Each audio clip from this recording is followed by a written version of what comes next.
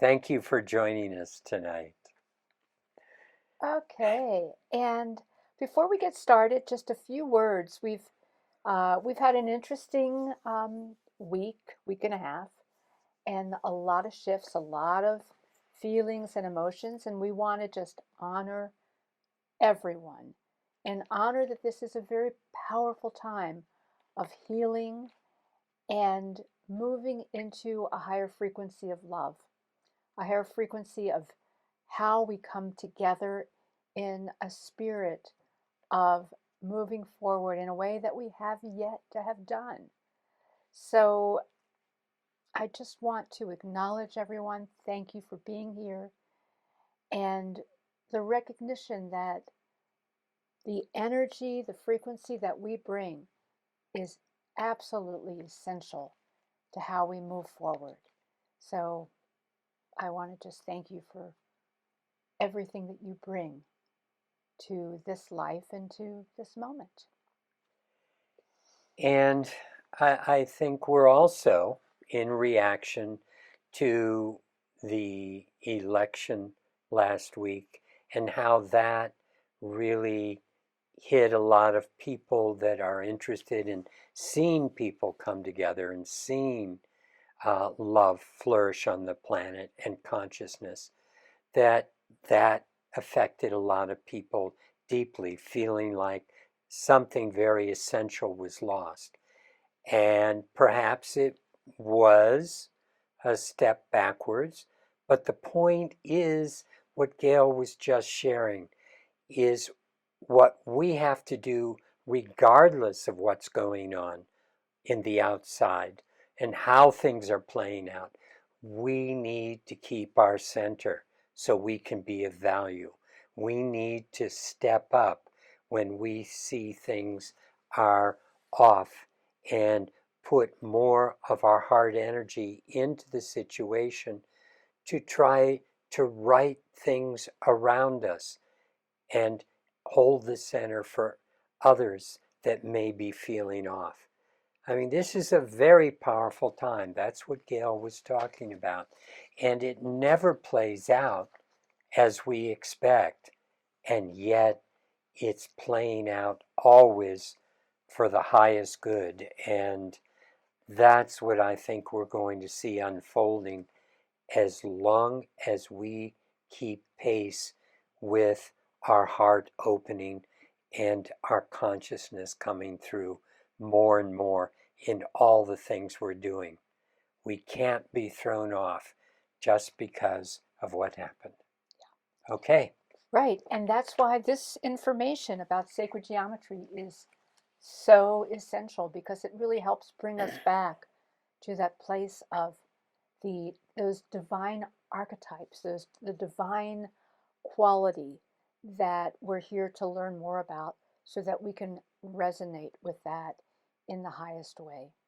So let's start with chapter 6, a really important chapter here, 5, at the center of life. Okay. Now I get to say that again because I'm. Okay, 5 at the center of life. There is an extraordinary order and pattern that intertwines all of universe.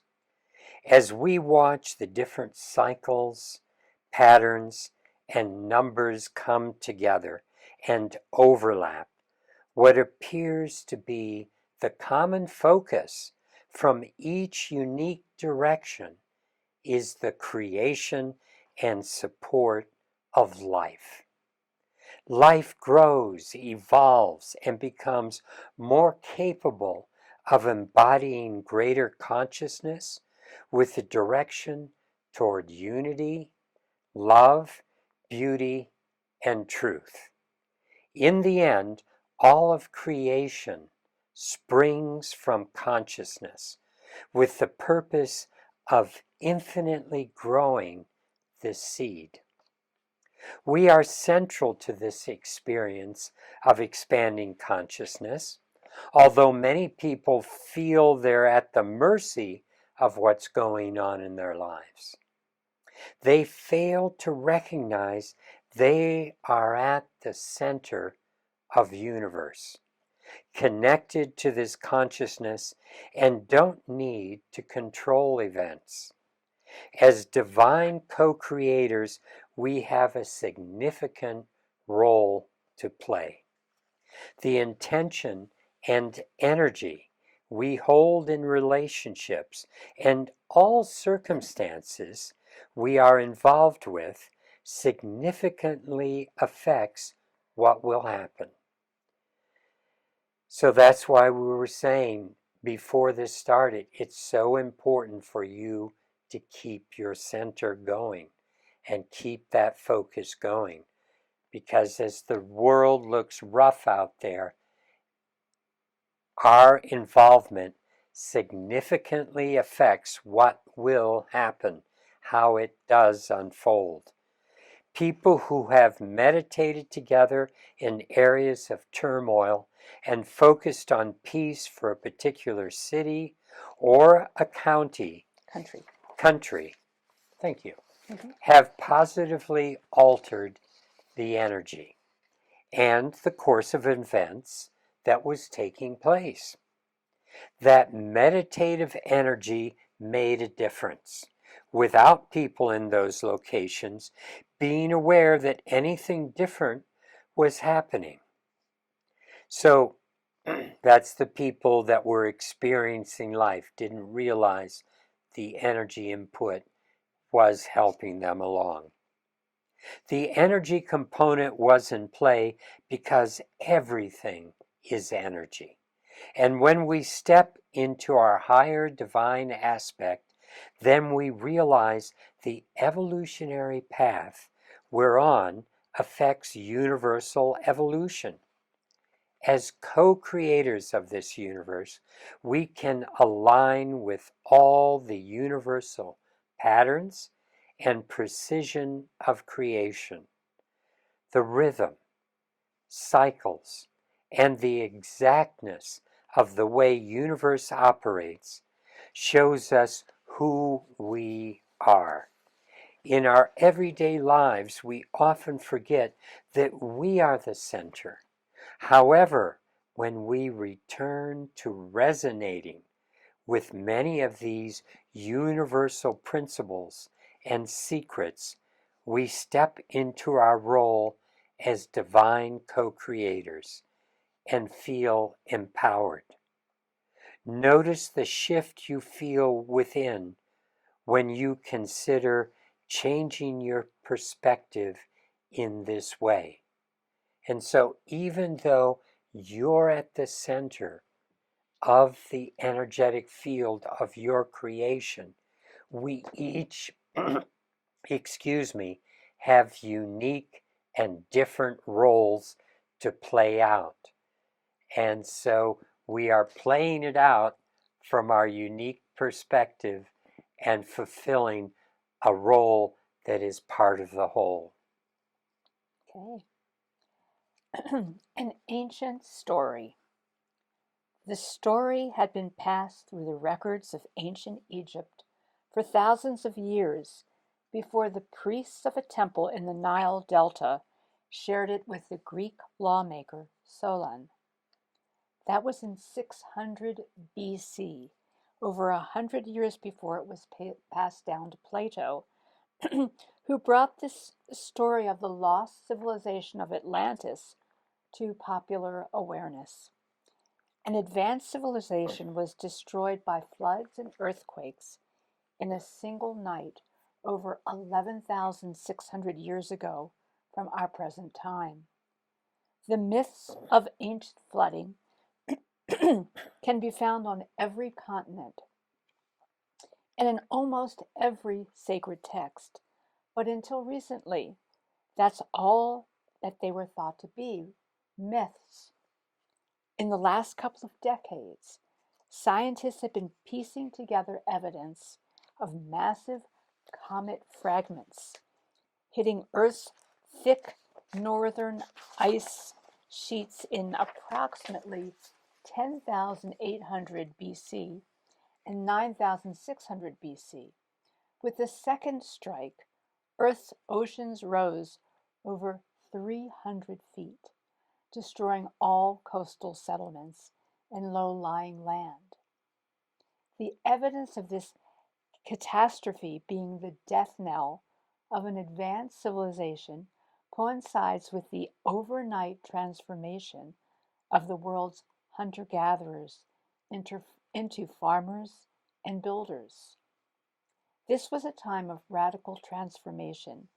Many of Earth's largest animals went extinct, and hundreds of new fruits and vegetables, grains, and domesticated animals suddenly appeared all over the world with the understanding of how to utilize and work with them.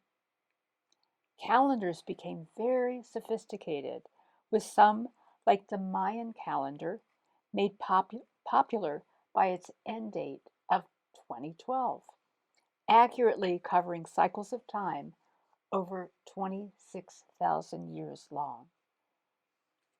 This fascinating understanding of survivors of a pre-Diluvian civilization passing on vital knowledge after an earth-changing catastrophe has been well researched and brilliantly presented by Graham Hancock in his two books, Fingerprints of the Gods and Magicians of the Gods. He also has a new program on Netflix that's really interesting, very fascinating. Some of the information he draws upon for proof of survivors of an advanced civilization imparting their knowledge lies in a small list of sacred numbers that reveal themselves again and again throughout the world cultures and religions. He correlates this list of numbers with measures of time. We agree with his correlations, as we will share. However, there is much more to decipher here. As we stated in the last chapter, 720 aligns with time, measure, and degrees. When numbers transform into degrees, we can have three-dimensional geometries with the potential to act as antenna systems, vibrating with the archetypal energy with which we can interact. What we are going to discover in this chapter are an expanding understanding of this of these sacred numbers gifted to us through time and how they spring from the number 5. Okay, so the number 5 is at the center. Number 5 is at the center of this focus on life. Even numerically, with the numbers 1 through 9, there are 4 numbers in front and 4 numbers behind 5. Universe likes balance and is using 5 as the center of the spiral of life. Life is miraculous and found everywhere on our planet, from microscopic bacteria and insects to plants, animals, and human beings.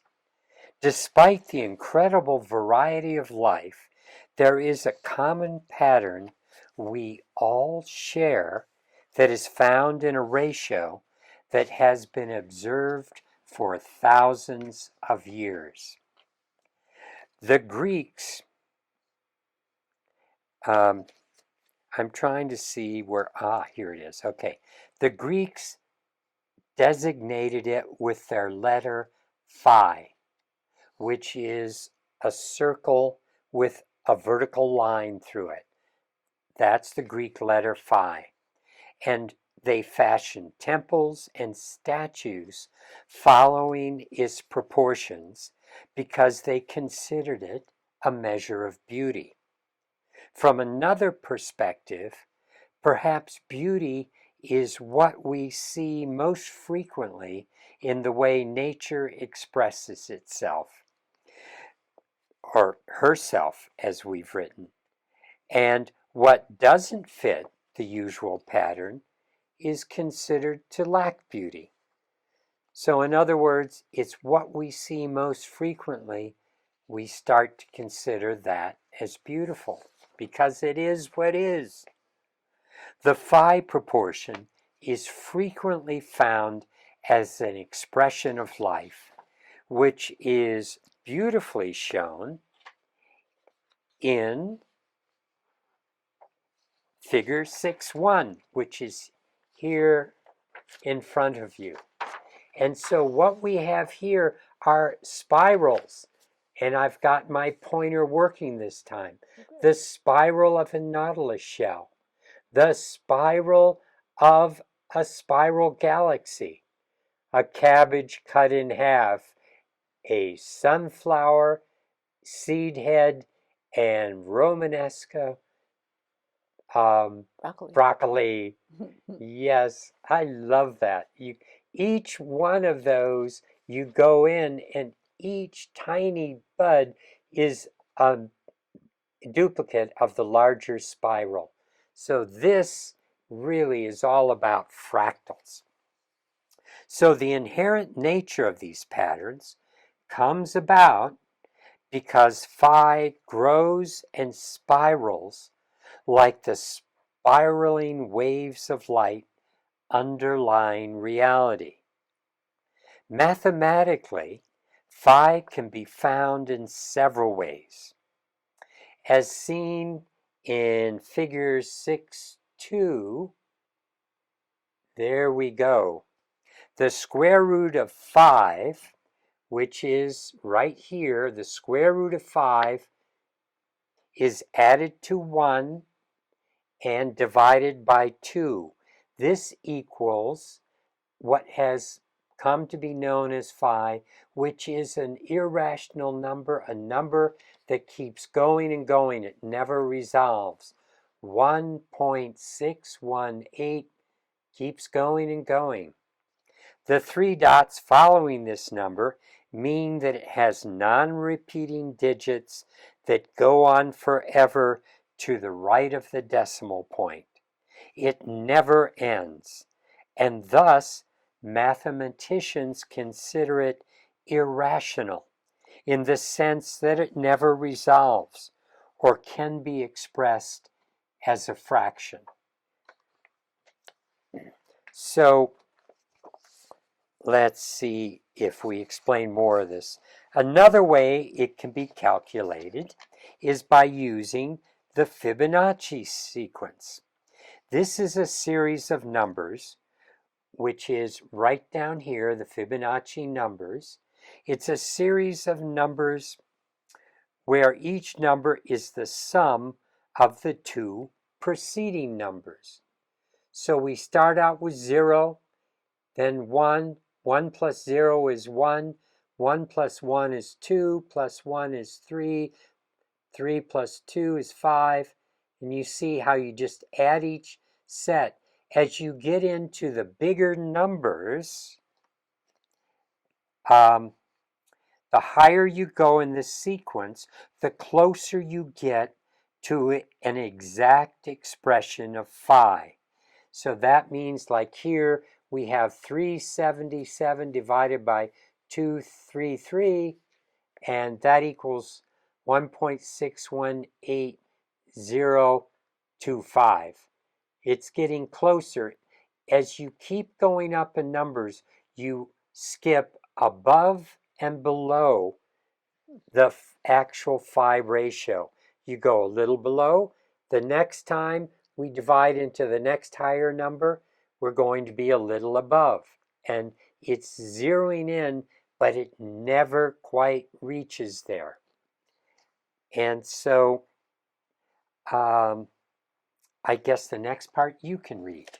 Yeah, and let's just keep that image up because we're still talking about that image, okay? Okay. So let's do that. We can understand, can you strip back? I will. There we go. We can understand the miracle of phi by looking at the line beneath the spiral with a large part A and a smaller part B. Okay? The line is divided at the only point possible, X, where the small part B is divided into the large part A to give us a value of phi, 1.6180339. Okay, does everybody see how that works? If you add A plus B to equal the whole line and divide the total by A, the larger part of the line, you also get phi. The side of each square growing the spiral is increasing in length by phi over the previous square. So see what's happening? Here we have a square of 5 units, and that's added to this 3, and you get 8 units in this square. And this square is 13 units. And you see it's increasing by Fibonacci numbers, and when we draw a curve in that square of just a radius from this point, we put our compass, draw a curve, and when we bring all these curves together, as the squares get bigger in these same proportions as the Fibonacci series, we get this spiral, the same spirals that we were seeing here in nature. All right. So the side of each square growing the spiral is increasing in length by phi over the previous square. Each square shows us a quarter of a circle drawn from one corner to the corner opposite it. But when the circle fragments are placed next to each other, they grow in this special phi spiral. Okay, another way of stating the relationship of the phi ratio line parts in figure 6.2 is B is to A as A is to B plus A. Can you show that, Gregory? So that's... Well, I don't have the actual formula up here. I should put it on this. I will in the future. But it's B is to A as A plus B.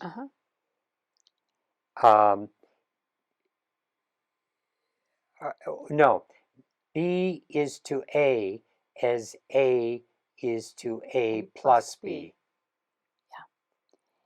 In describing relationships, we usually introduce a third element where we state that B is to A as A is to C.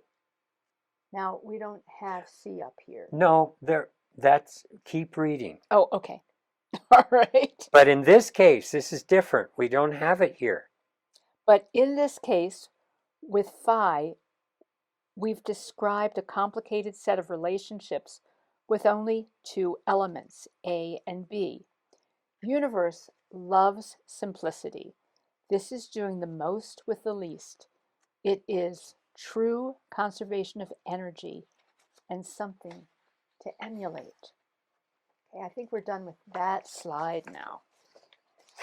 Okay.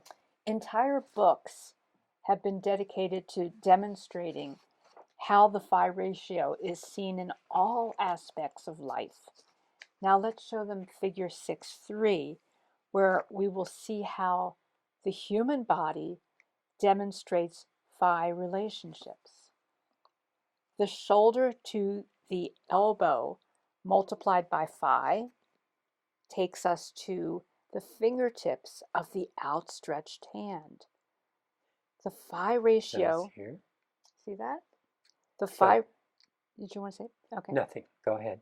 The phi ratio is found by comparing the first digit to the whole finger of the middle finger, and then the whole finger to the wrist, and the whole hand to the elbow. Well, here I can show you what we're talking about with this caliper that measures the phi ratio. The small part is always in a phi ratio relationship to the larger part. So what's being said there is if you take the middle finger and the digit of the middle finger to the whole finger is in that relationship, your finger to your hand is in that relationship, your whole hand to your elbow, and that's what's going on with this incredible human specimen there, that even though he looks like he's been working out a lot and got an incredible body, we all have the same relationships going on in our body. A little bit more or less, but we're pretty much all following these same patterns. And we're showing here the head to the navel times phi equals the distance to the feet. The averages of many human bodies continue to give us the same phi relationships. Even our DNA is an expression of this important relationship. Plastic surgeons rely on phi relationships to reconstruct faces we find beautiful. In this case, as we shared before, our judgment of beauty may simply arise from a recognition of what is most often found. What is different or unusual may wear the description of ugly.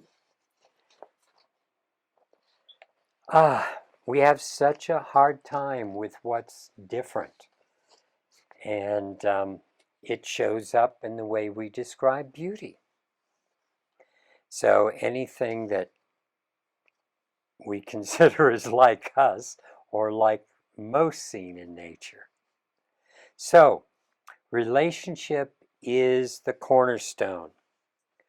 Growth is change, but with the phi ratio, we see how relationship is the cornerstone. So here we have another picture. The order of growth following phi has every segment different, but harmonically resonant with the piece that came before, all the way back to origination. So you see, I took these squares here and just laid them out next to each other. Here are those same squares that gave us the spiral, and you can see how each one gets smaller or larger depending on which direction you're going. So it's harmonically resonant with a piece that came before, all the way back to origination, as I said. It's connected to the past and fully present with its next predetermined step infinitely into the future. To embody this relationship and this archetypical energy is to know fully who you are and where you come from as you step knowingly into your self-determined destiny.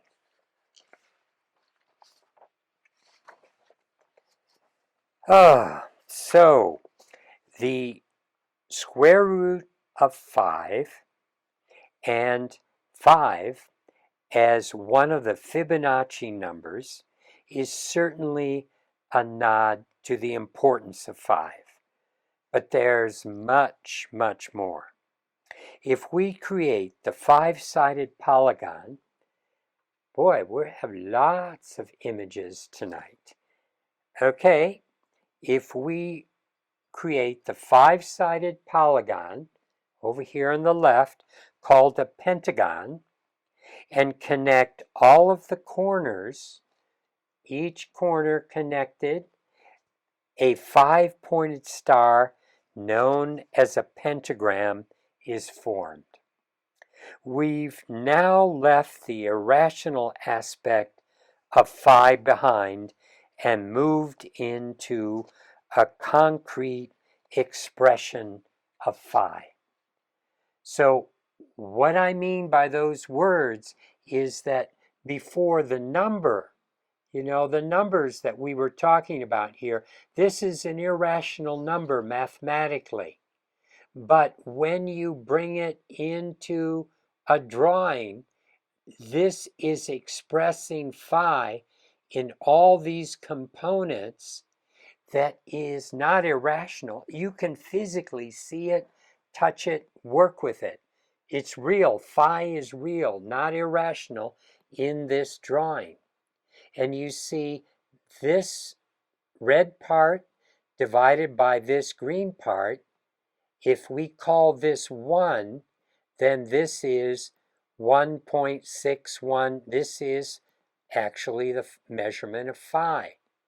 If we make this small part 1, then this is in a phi ratio relationship to this side.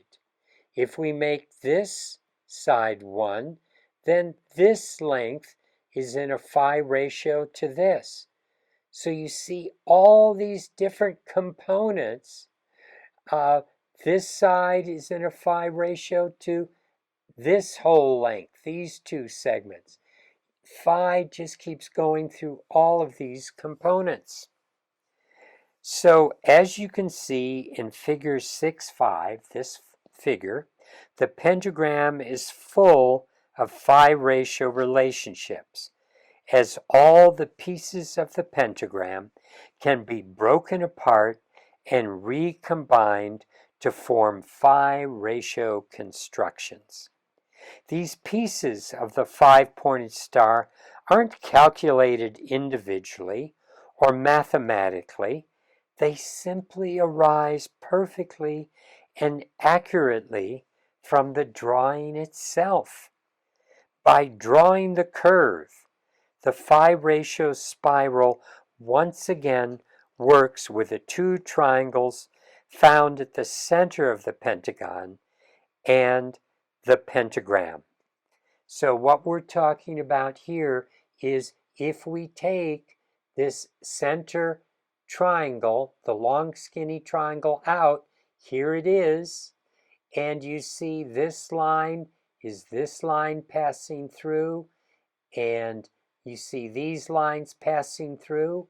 So here's this phi ratio triangle, and what happens is this phi ratio triangle, which is what you see here.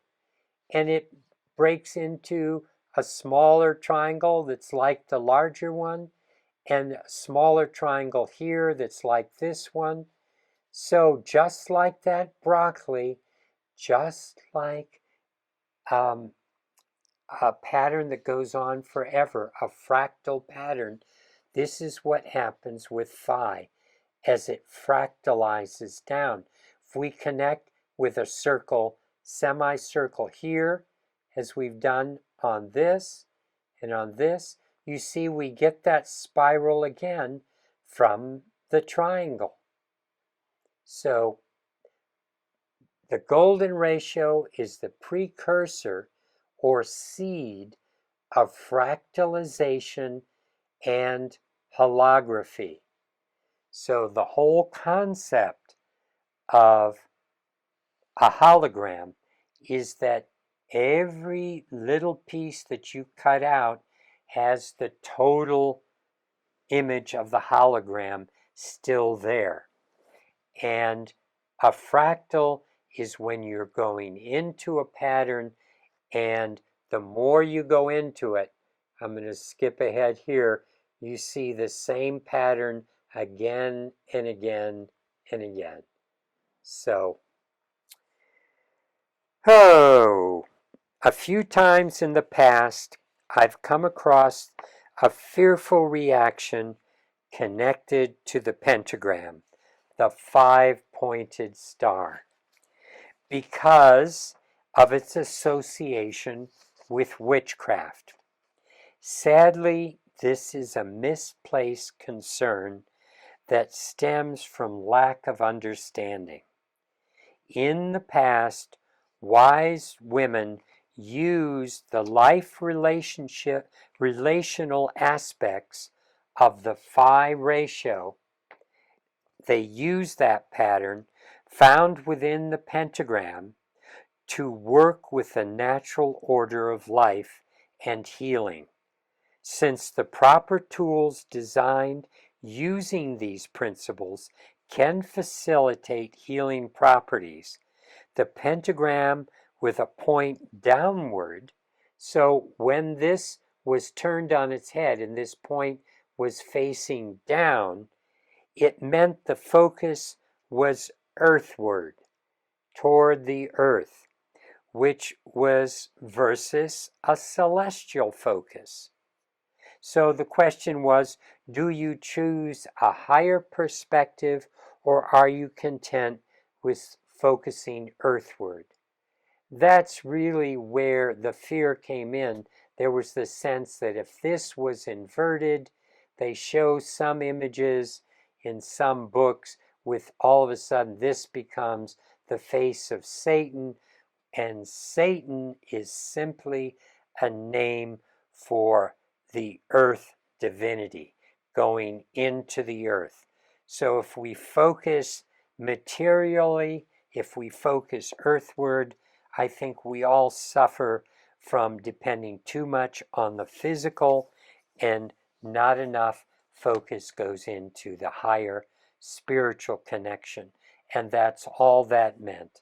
So your choice is where do you put your focus and not to make a big deal out of the symbol.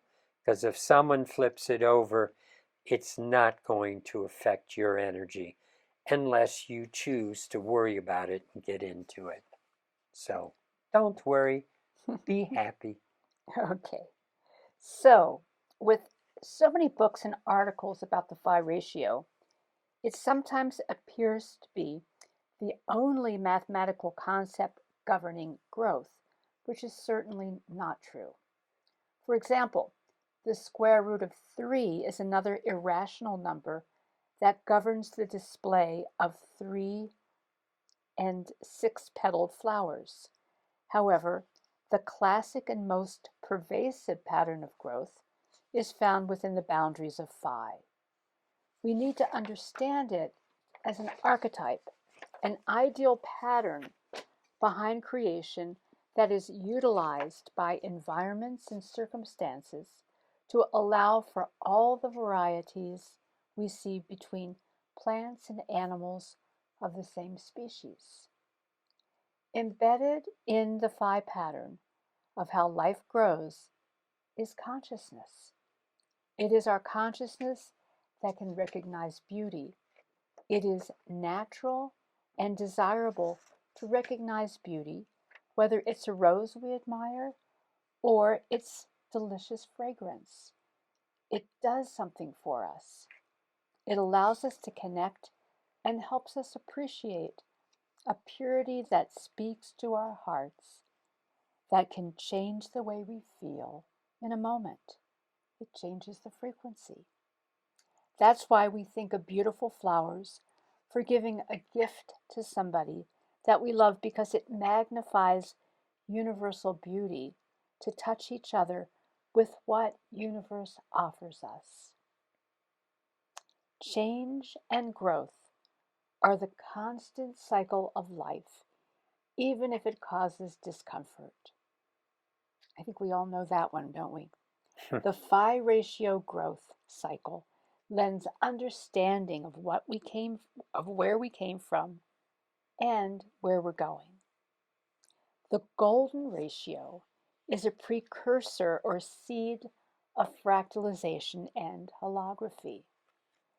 As a recent discovery, fractals show that the smallest part is still related to the biggest part.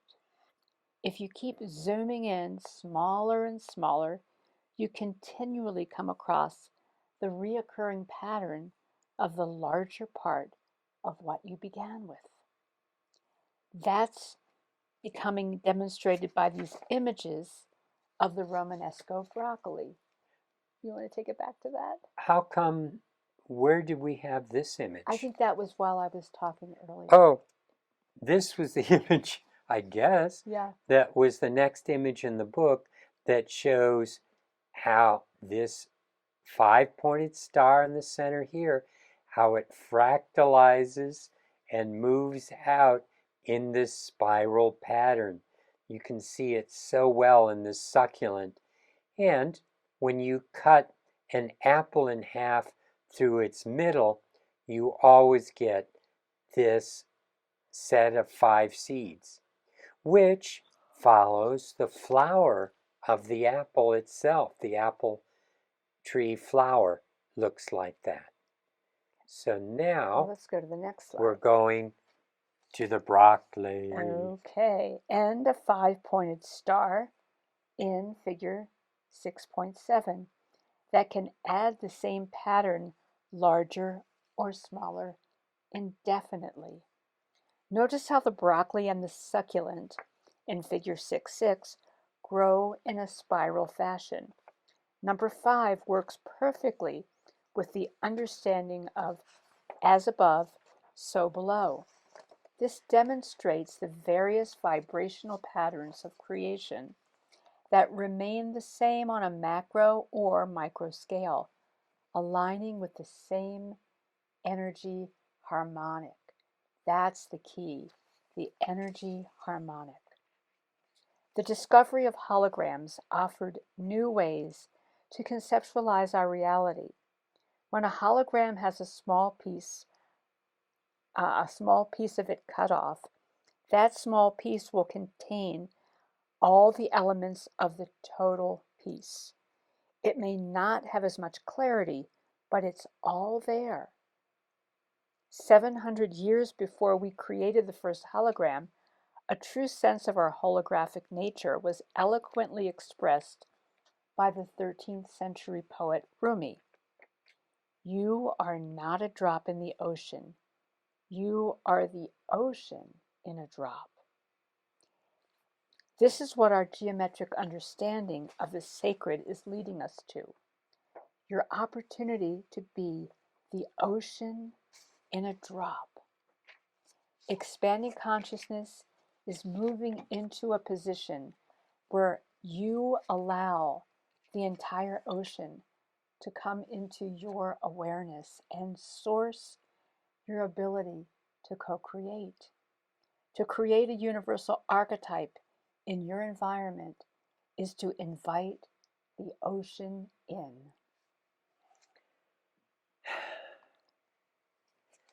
That is such a beautiful concept. Mm-hmm.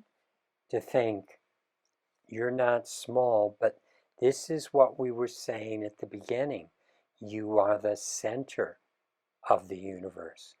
You are the universe in the drop and the ocean in a drop. So, the great year. In 2012, quite a stir went through the New Age community when it was announced that the Mayan calendar was ending. There were movies made about it. People like to get frightened on all kinds of things they don't understand. So in this case, it was Mayan calendar ending, and it turned out to be more of a reset, kind of like our New Year's celebration saying goodbye to the old year. What made the Mayan reset more unusual was the fact that it was dealing with a period of time equal to about 26,000 years. This large number of years causes most people to pause. How could they track such large periods of time, and why? In 1977, Hamlet's Mill, written by Giorgio di Santillana and Hertha van Dieschandt, was published. It was a very scholarly book, pretty thick book with small print, and it dealt with the transfer of vital knowledge through myths that were shared worldwide over recorded history. The time and place of the myth could vary by thousands of years and be on opposite sides of the planet, but what tied them together was the use of the same numbers and measures. In deciphering the meanings, the authors concluded that the knowledge carried forward was aligned with an advanced understanding and focus on the 25,920-year precession of the equinoxes. All right, this is a real mouthful of words and totally meaningless to most modern readers. However, we're going to help explain it. In the preceding chapter, we talked about our year being broken into quarters based on the sun's shortest and longest appearances of daylight, which are known as the solstice and the equinox, twice a year when day and night are equal. So the equinox is when day and night are the same, and then the solstice in the spring is in June 21st when you have the longest day of the year, and then in December 21st you have the shortest day of the year, and that's also the solstice. So it's the extreme aspects of the sun moving in the north and the south hemisphere. So to most ancient cultures, these were important times to observe, being fixed times from year to year. Monuments, such as Stonehenge in England, were built to align with the sun's rising position on these important time markers. If the sacred site was built well, the sun always showed up in the exact same spot on the alignment of the stones and the window, whatever, and unwaveringly from one year to the next. But something else did change. And if we looked up into the sky at the end of the day, far past where the sun would be, the background of the stars that the earth was against was not the same as the year before. The movement was slight, very slight, because it took 72 years of Earth time to shift that relationship of the stars in the background just 1 degree.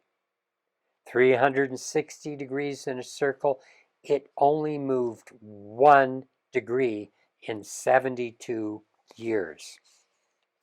Since there are 360 degrees in a complete circle, 72 years times 360 degrees is what gives us 25,920 years. For the North Pole of the Earth, which is used as a pointer to circle through all the signs of the zodiac. So I will bring up this next image while I'm reading this, and then Gail will read further. So the North Pole changes its orientation over time because it wobbles, just like a toy top that makes little circles with its top stem as it slows down. So you see here is a top that's spinning. And so as the top spins this way, which is counterclockwise as you look at it from above, as it wobbles, it moves eventually through this larger circle. And this is what the Earth does. So this is the pole of the Earth, the North Pole.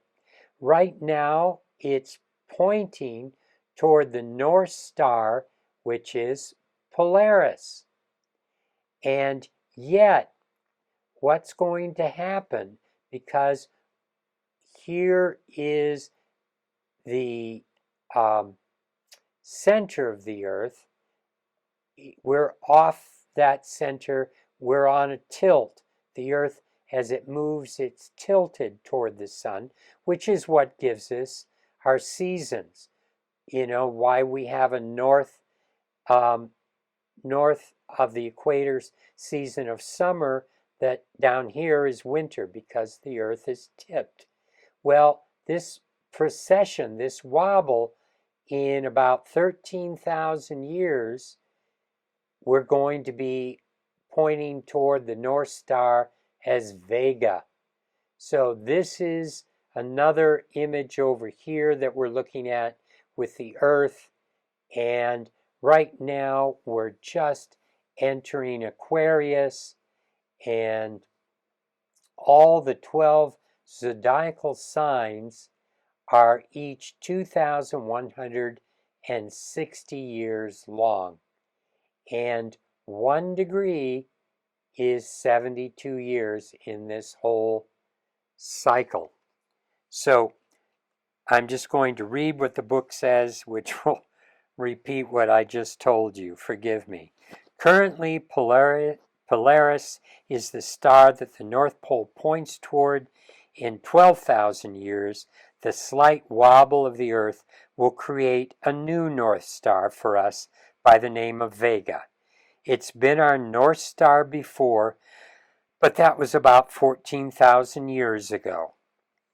This movement of our starry sky relative to fixed points on the Earth became known as the precession of the equinoxes. So that means all these sacred sites that we're working with the equinox and the solstice of each year, as we saw the stars move, that is what's called the precession of the equinoxes. So the equinox is moving through time as we see the backdrop of the stars showing us. So those times of the year that initiate spring and fall. Wow. Okay. As the Earth spins on its axis, a vortex is created that passes through the North Pole, pulling energy into our planet that affects vibrational harmonics globally. And you want to take a look at figure 6.8? Isn't that 6-8? Oh, is that 6.8? Yeah. Okay. Thus, the direction of our North Pole passing through each of the 12 zodiacal signs has a strong effect on all Earth life for a period of about 2,160 years, which is referred to as an age. According to many scholars, we're in the process of leaving the age of Pisces, where the symbol was the pair of fish, and its beginning was roughly aligned with the birth of Jesus Christ. In the late 1960s, the musical Hair hit Broadway with a song describing our transition into the dawning of the age of Aquarius. This is part of a major flux point that we find ourselves moving through according to many belief systems. So, okay, is the great year resetting now? Mayan fifth world began in 2020. 2012. I'm sorry, 2012. Thank you. Hopi, Navajo, and Tibetan prophecies speak of the fifth world hoop soon beginning. And this is all related to us moving through the cosmos and moving through these amazing movements and cycles that are all related to this universal archetype, this geometry. Egyptians quartered their great year and link it to the rebirth of man as Aquarius in spring. Carried by the Romans, modern astrologers recognize the move into the age of Aquarius. Scholars of ancient Sanskrit say we are in the twilight of the Kali Yuga, the age of density. And so if you're feeling that vibrational energy shifting really fast and really strongly, it's not an illusion. We're moving through the cosmos and resonating with these energies that, as we're aware of them and as we allow, they're vibrating us, they're shifting us, and they're shifting this planet that we're living on. Many of the myths described in Hamlet's Mill unmistakably refer to the passage of time through the great year of 25,920 years. The question is, who could have figured this out so accurately?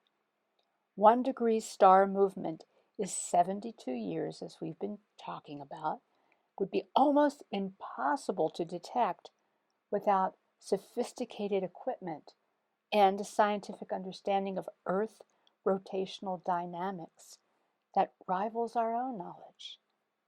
It was with this logic that Graham Hancock drew upon the information found in Hamlet's Mill as pointing towards an advanced civilization that flourished alongside less advanced hunters and hunter-gatherers for thousands of years before their final destruction in 9600 BC.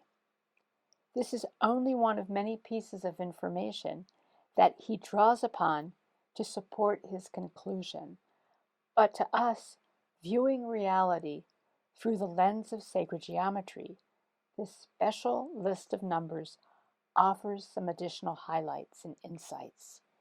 It's exciting to examine them with fresh eyes that may offer a deeper vision into the thoughts and technologies of an ancient and advanced civilization whose seeds of awareness were passed down through generations. So we're just about at 7:30 now. Ooh, And so we are. there's some fairly dense numbers and stuff that we can get into. And my thought is We that should this might save this be, for the beginning. This is the yeah, place to end. this might be a really good place. Okay. And so in case you're following along, we are on page 134 of our book. And that's where we will end for tonight. And are there any questions? You're all understanding so well. I will have to give you a test that will be important. Whatever. Okay. So if anybody has a question, you can raise your hand. Is that Deborah Elaine? Yes. Can you unmute yourself? Yeah, there you go. Yeah.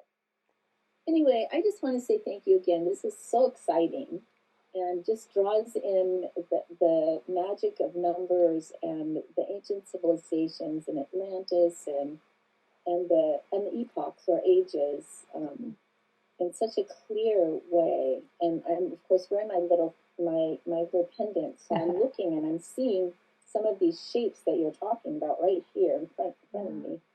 And I just love coming to these readings. And I'm grateful because when you guys read it, and with that beautiful, there's an energy you come, like the groundedness of your knowledge.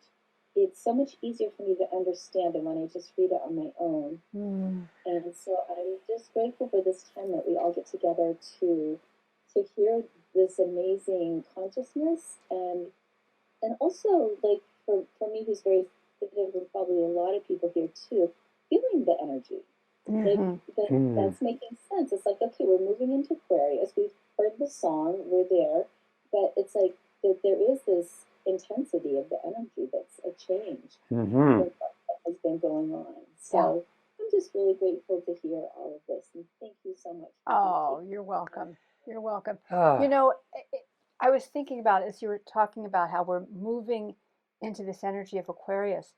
You know, when we get on a plane and we fly to another location, we get off that plane and we can feel there's a different energy that we're standing in now. And so here we are on Spaceship Earth, flying through different parts of the cosmos. And we are absorbing that energy. I mean, we are energy. And so the more that we are aware of it, relate to it, then we can branch out and we can, we can play with, we can explore what these energies are and what we bring to them, what consciousness we mhm. bring to it and what it brings to us, because it's coloring all kinds of new things for us. And I think that's part of this amazing journey for us to be able to be these amazing celestial beings that are planting this energy here in this physical dimension. And I so didn't think about it, but that's exciting. Like we're just going through different stars and star systems and gaining different energy from them. yeah, And it is so wonderful how the earth spinning not only takes us through these different ages as the center of the earth points in different directions, it's working with this vortex, it's pulling energy in. And our sun, all the different planets that we talk about astrologically, are mediated by the sun, who's then transferring that energy to us and playing with the moon. And that's why we're going to share a little more the further we get into this book about some of the geometries that relate to the sun and the moon and the earth. And that the sun is taking in all these energies, taking in energy from the galaxy, from other galaxies, from the star systems. All of these different elements are coming into the earth. And the more we realize that we're beings of energy, we are interacting with these other subtle energies, whether we are aware of it or not. And that's why some really good astrologers are able to pinpoint those energies for us so we understand the upheaval, the transition, the stuff that's going on right now. And it's all the patterns that are part of our lives that are coming in through these systems that we're part of. And we expand more and more into universal beings working with these energies. And that's what we're doing with the geometries that we're working with. We're helping to clarify and focus some of those energies that allow us to open up more and be more present and be larger in our field of feeling and awareness, so we can allow that into our lives more easily and see what's going on. yeah. And well, thank you. Thank you so much for spending this time with us. We so enjoy it and appreciate you. And have a wonderful Thanksgiving. Hope you have beautiful family gatherings and surround yourself with more love and spread the love. This is such a very potent and important time to really bring that light and that love even into more of a coherent Mm. way and hopefully heal the fabric of community that certainly has been challenged in these times. So So I'm Ah, grateful for all of you and thank you so very much. yes, thank you. Love and blessings. Thank you and have a great night. Mhm.